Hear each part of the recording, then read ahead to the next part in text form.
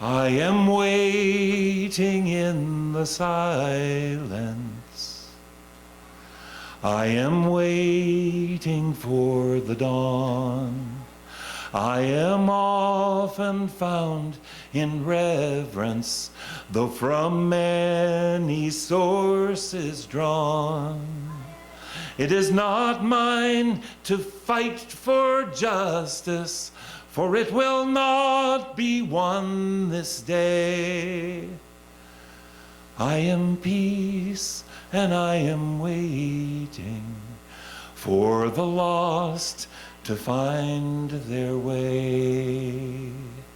You'll not find me set in judgment of the vain or of the weak, but I rise to meet the weary with the solace that they seek.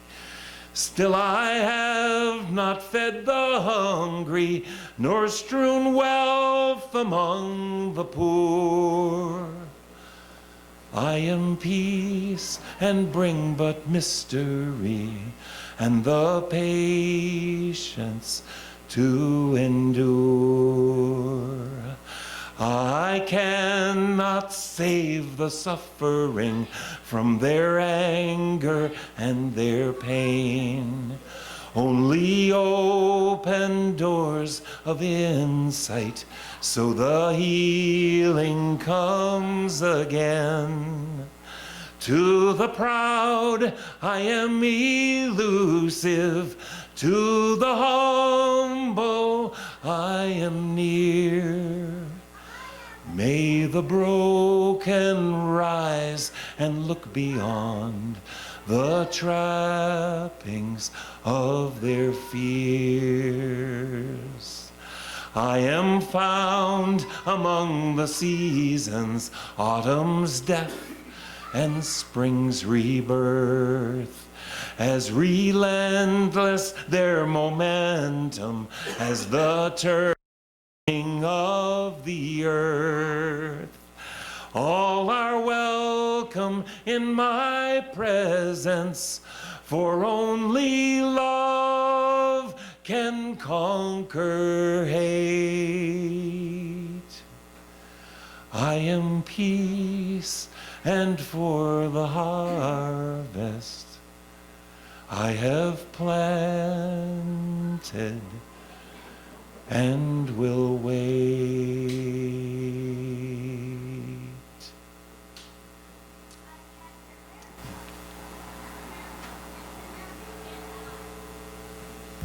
When World War II was done, it's a little before I was born. That's ancient history to me, even though it was just a little while before I was around.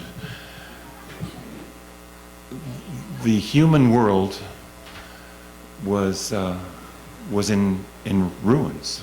Great cities of the world were destroyed, were bombed into oblivion in many places. Civilizations, societies just destroyed. And humanity was reeling from all of that. Rebecca Solnit, a wonderful journalist, writes, around that time though, aside from a little impact of World War II, the animal world in the jungles and the rainforests and in those places was still doing pretty well. For at least a century, humans had warned about what we were doing to the animal and to the natural world with our leverage of the industrial age, but it has been 70 years of a war on the earth that coincides with my lifetime. There are 3 times as many people on the earth, humans on the earth, as there were when I was born. That sheer biomass of humanity in my 70 years boggles the imagination. And as I was saying before, not quite, the 2,000-year-old stories in the old book are good stories, but the story must be different now. And we are the society, the church, the fellowship, whatever we are, with the community that evolves with this wisdom. we take on that new wisdom. And I've wondered if an 8th or 9th or 10th principle ought to be the scientific method or evolution. Could we say that we subscribe to those things? Because we got people running this country, and I don't mean to make fun of religions, as I said before, who think we've only been here 7,000, 8,000 years, and the humans lived with the dinosaurs. They got amusement parks about this in Kentucky and so on. This is pretty scary, actually. The rest of the world laughs at this, I have found, going to other countries.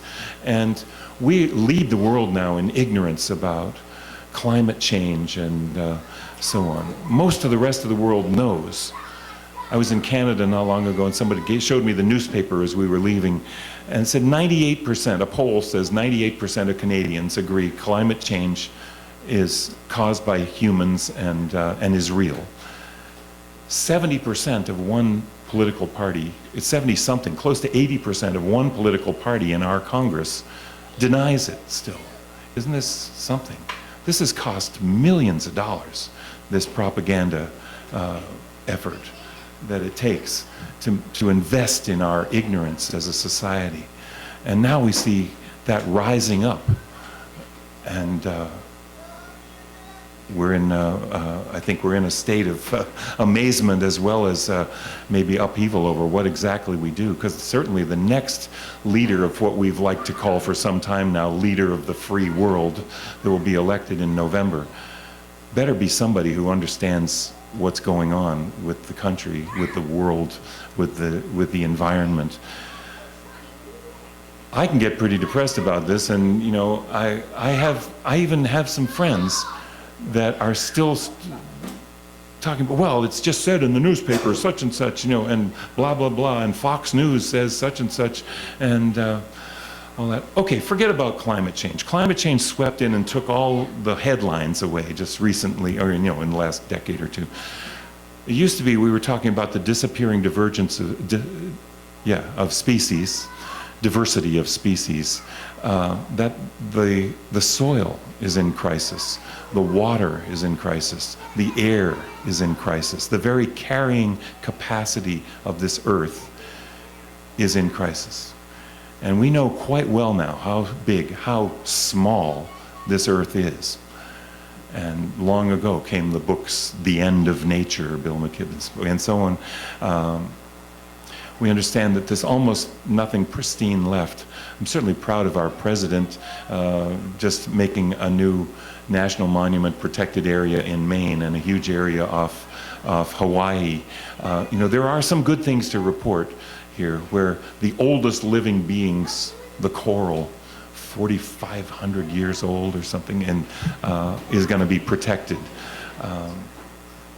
So I don't mean to say that I'm completely demoralized about this, because I do find that I have this spirituality that I have to say I got from all of you and my Unitarian Universalist connections. I made a big piece of music with the Paul Winter Consort more than 30 years ago called the Missa Gaia Earth Mass. Paul Winter had read the book by James Lovelock, and Mr. Lovelock and Lynn Margulis, another scientist, coined this term, the Gaia hypothesis, they called it, because they're scientists, they say hypothesis, that using the Greek goddess Gaia to personify for us that the earth is, as they put it, one living being, one living thing, and we are all a part of that one organism. Now that's something you can, you know, scientists debate the semantics of all of that, and you know, they like to argue about those things, but we take it, I think, as more than a hypothesis. And it was not long after that that the Unitarian Universalists democratically voted to make our, what I like to say, our Gaia principle, and we called it the interdependent web of all life. This is what keeps me going. I don't, you know, I never got it about the bearded old man in the sky, you know, summoned to intervene in the Olympics or something, I don't know, you know, or whatever football game's on today. And I don't get that, but I do get this very round woman in the sky. And I'm comfortable with her having a feminine aspect because she is our mother. We are born of her body. We are made from her. Every few years, we are constantly changing places with her. Is she a goddess? Is she a deity? Well, that's beautiful imagery, but I don't quite do that myself. She's our ancestor. Where did we get this breathing system, this circulatory system? Where did we get this model for our little jangled masses of protoplasm when we left the ocean and began to think we were separate? We had this model. From where? From our Mother Earth.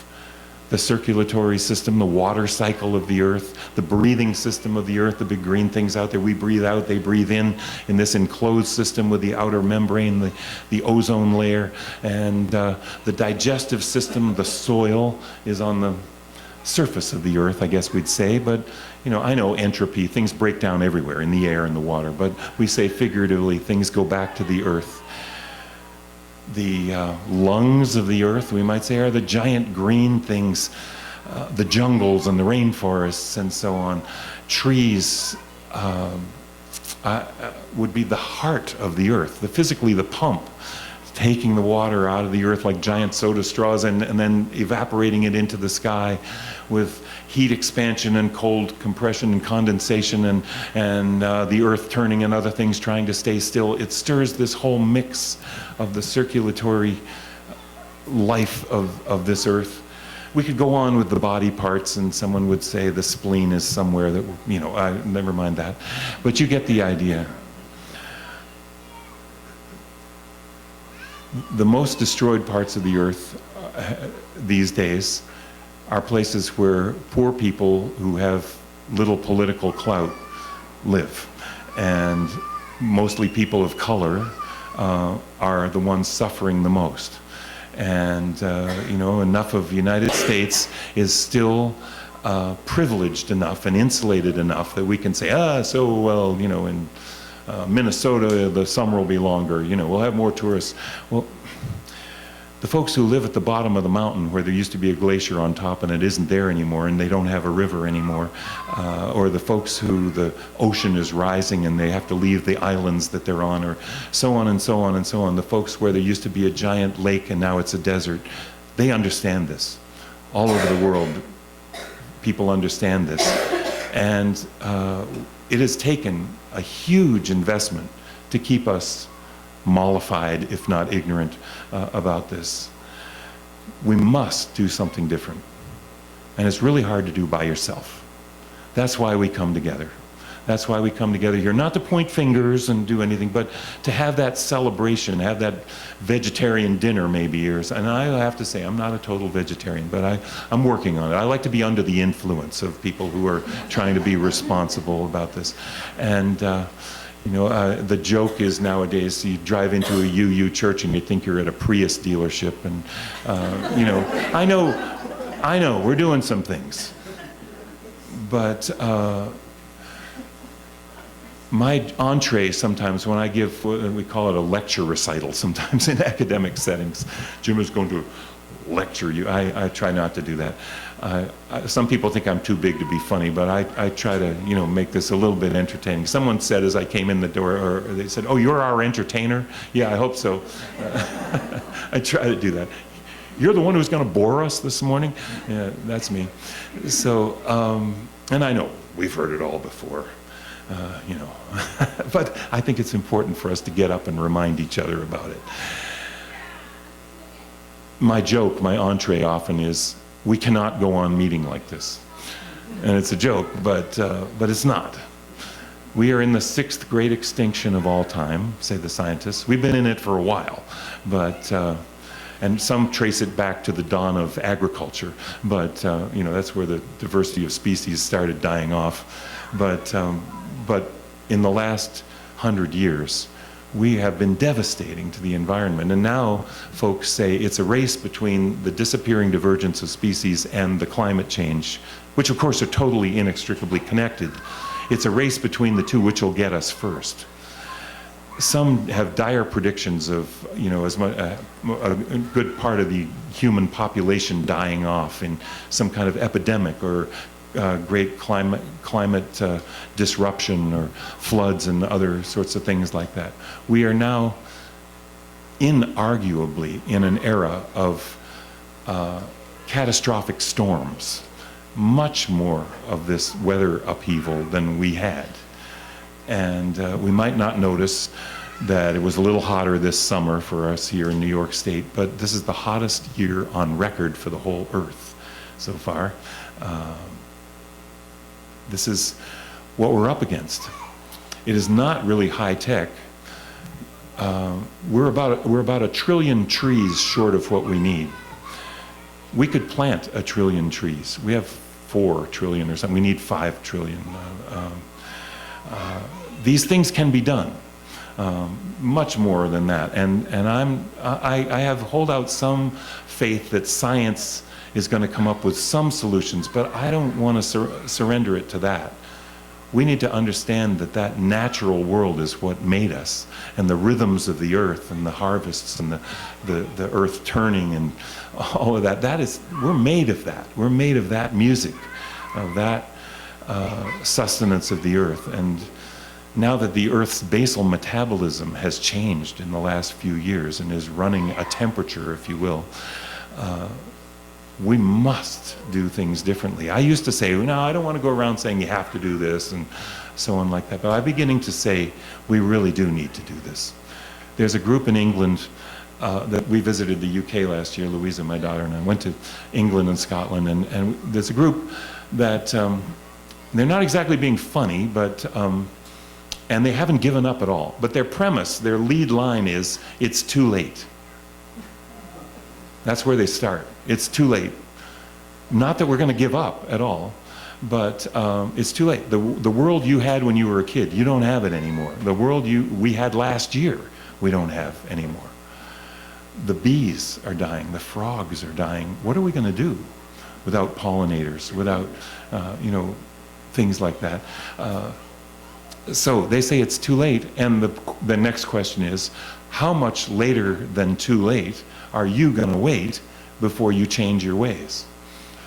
That's the part that has finally motivated me, because I'm like that procrastinator. I'm going to wait till it's too late, and then I'm going to, through my privilege, I suppose, my racial privilege and everything else, my college education, I'm going to get away with some kind of rescue, right?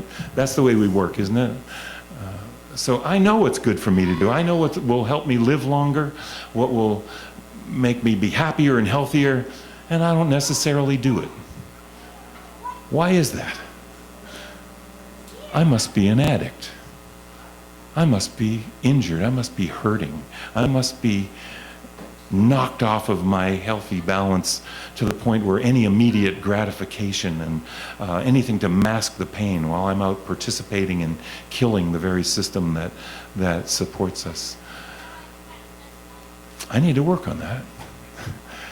And I'm usually the guy, I try not to pretend to be the guru who has any solutions other than I do read a lot, but I make the songs about it. And I am going to skip a song that was in here. I promised to sing it this afternoon. And just end. Thank you for sticking around a little extra. My higher authority is right there. But along with a lot of prophetic, a lot of prophetic songs from Mr. Seeger this afternoon, I'll sneak in a couple of my own. Well, people say, okay, I'm all excited, or I'm all depressed, or I'm all angry about what you just said. What do we do now? Well, I like to say, my first answer to that sort of thing was, well, it's good to be involved in your community and so on, and I helped create the Green Sanctuary program and blah, blah, blah. But I think the bigger answer is we must reclaim our voices, our creative and our self-expressive voices, figuratively and literally. The voice we surrendered to the experts, to the professionals, when we were discouraged from expressing ourselves artistically or maybe politically, or, that's a dumb idea, just be quiet. And, even in this participatory democracy, we have all these forces that want us to just shut up and go along, and stay that, just keep going like we tell you. We cannot surrender to that great electronic box of light that knows better what's good for us than we do ourselves, and works by addiction and separation and alienation and disempowerment. It's our stories and our values we've got to speak up for and celebrate. Here's a song for all that. Is for greater peace to fill your heart with dreams as vast as starry space. So hurt and anger know no place. May truth be shared and wounds be healed, and joy for living be revealed. Through every fate and circumstance, may hope lead weary steps to dance. And may your life be as a song, resounding with the dawn, to sing awake the light. Then softly serenade the stars, ever dancing circles in the night. We put the words to this chorus in your order of service. I think you can get it straight from me. I'll sing a line and you sing it back. And may your life be as a song. Sing that. And may your life be as a song. I'll sing, resounding with the dawn, to sing awake the light. Try it. Resounding with the dawn, to sing awake the light. Then softly serenade the stars. Then softly serenade the stars, ever dancing circles in the night. Ever dancing circles in the night. Try the whole thing. May your life, and may your life be as a song, resounding with the dawn, to sing awake the light. And softly serenade, and softly serenade the stars, ever dancing circles, ever dancing circles in the night. Now this turns out to be a 4-part round, ha ha ha, but I know we can do it in at least 2 parts if you'll self-select. You know who you are, rather than one side or the other. If you can sing the second part, I'll show you where it starts. If you're unsure, stick with me. Then again, if you're more adventurous or lost, be part 3 or part 4. And may your life be as a song, resound. And may your life be to sing awake the light, softly serenade the stars, ever dancing circles in the night. With the stars, ever dancing circles in the night. One more last line. Ever dancing circles in the night. Sing that one more time.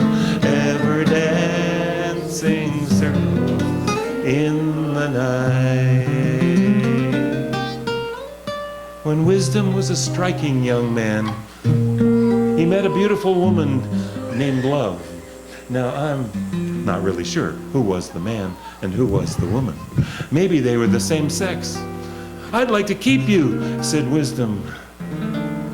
You can't own me, said Love. But I love you anyway. What would it cost, asked Wisdom, to make sure you'd always be there? Don't ask such questions, said Love. Just look at the stars. Why?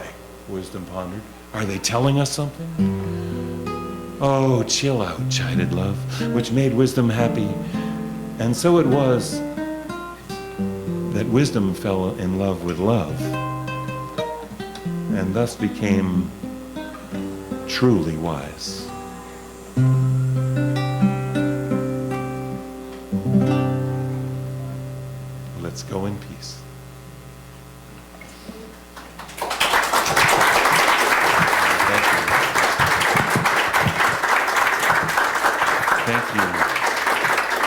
So join us for coffee hour and analysis.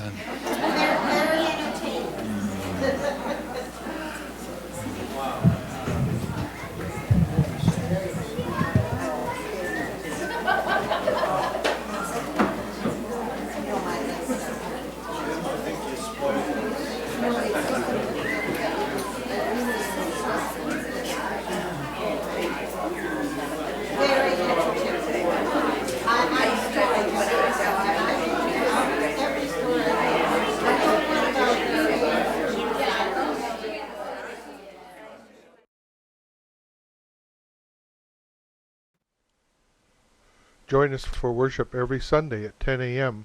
at the Unitarian Universalist Church of Canandaigua, a welcoming congregation. We are located at 3024 Cooley Road, 4 miles west of South Main Street, Canandaigua, just north of the intersection with Routes 5 and 20. Look for the blue signs just before the turn. Your comments about this program or questions about the church are welcome at 585-396-1370 or at our website, www.canandaiguauu.org.